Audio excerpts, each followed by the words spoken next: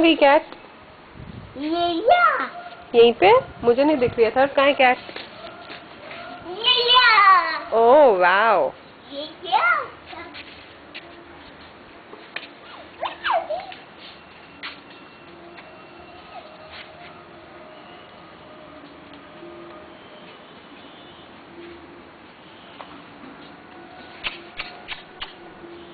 अच्छा ये रही कैट, इधर आओ।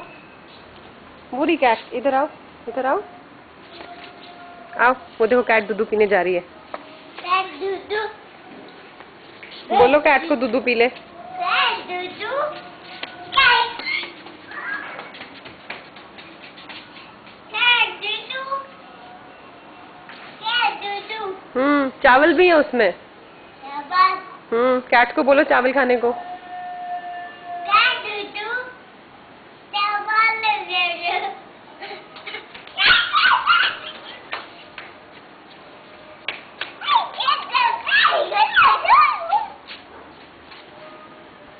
अच्छा पीछे।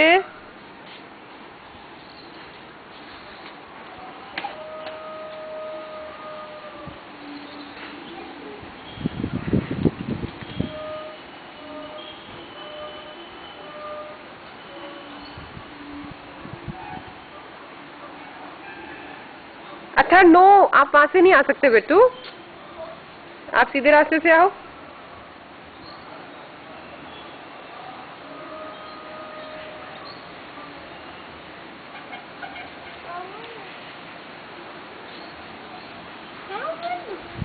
आ जाओ।